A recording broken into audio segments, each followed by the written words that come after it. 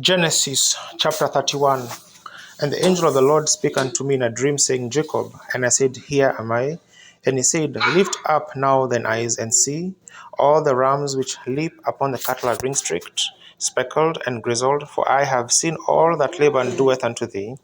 I am the God of Bethel, where thou anointest the pillar, and where thou vowest a vow unto me. Now arise, get thee out from this land, and return unto the land of the kindred.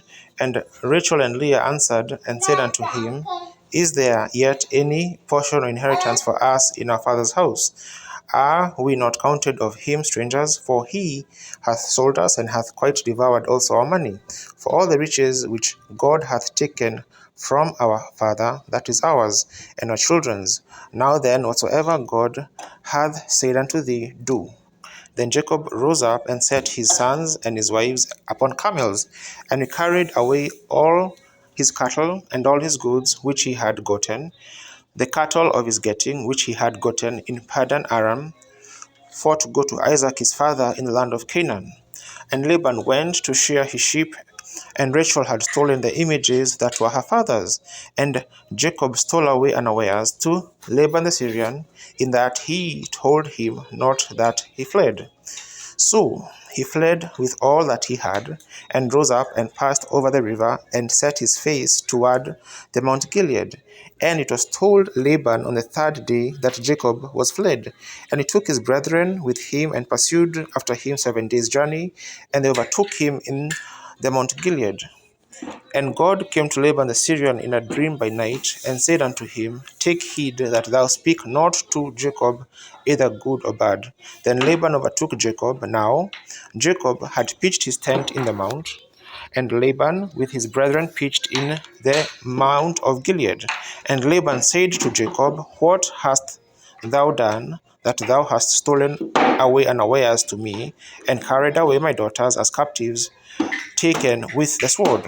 Wherefore didst thou flee away secretly, and steal away from me, and didst not tell me, that I might have sent thee away with mirth, and with songs, with tabret, and with harp? And hast not suffered me to kiss my sons and my daughters? Thou hast now done foolishly in so doing.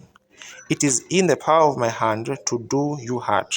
But the God of your father spake unto me yesterday, saying, Take thou heed that thou speak not to Jacob either good or bad. And now, though thou wouldest needs be gone, because thou so longest after my father's house, yet wherefore hast thou stolen my goods? And Jacob answered and said to Laban, Because I was afraid, for I said, Peradventure thou wouldest take by force thy daughters from me. With whomsoever thou findest thy gods, let him not live. Before our brethren discern thou what is thine with me, and take it to thee. For Jacob knew not that Rachel had stolen them.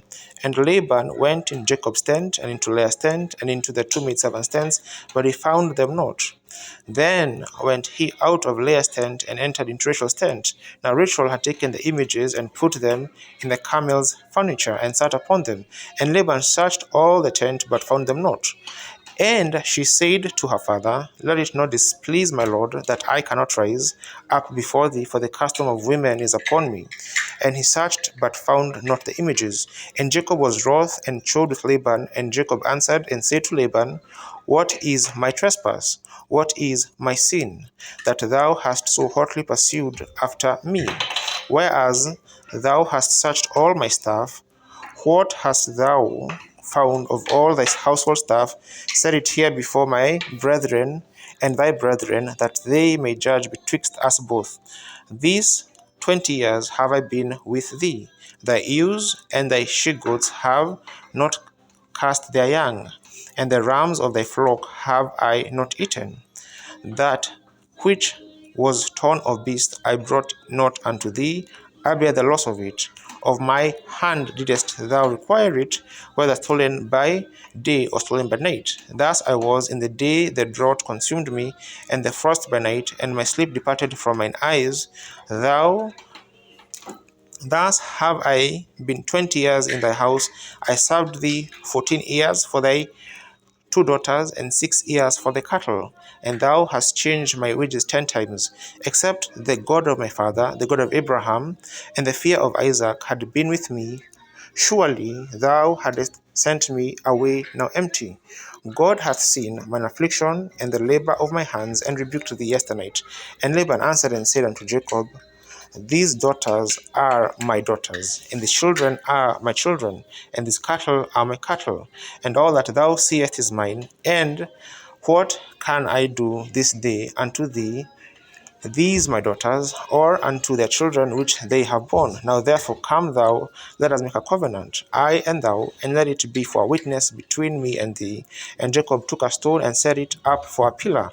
And Jacob said unto his brethren, Gather stones, and they took up stones, and made an heap. And they did eat there upon the heap.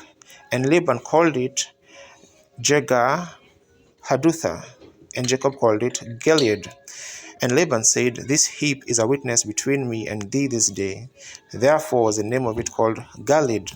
And Mizpah, for he said, The Lord watch between me and thee, when we are absent one from another, if thou shalt afflict my daughters, or if thou shalt take otherwise besides my daughters, no man is with us. See, God is a witness betwixt me and thee.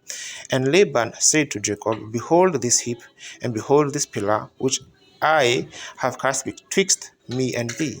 This heap be a witness, and this pillar be witness, that I will not pass over this heap to thee, and that thou shalt not pass over this heap and this pillar unto me for harm. For the God of Abraham and the God of Nahor, the God of their father, judge betwixt us. And Jacob sware by the fear of his father Isaac. Then Jacob offered sacrifice upon the mount, and called his brethren to eat bread. And he did eat bread, and tarried all night in the mount. And early in the morning Laban rose up, and kissed his sons and his daughters, and blessed them. And Laban departed, and returned unto his place.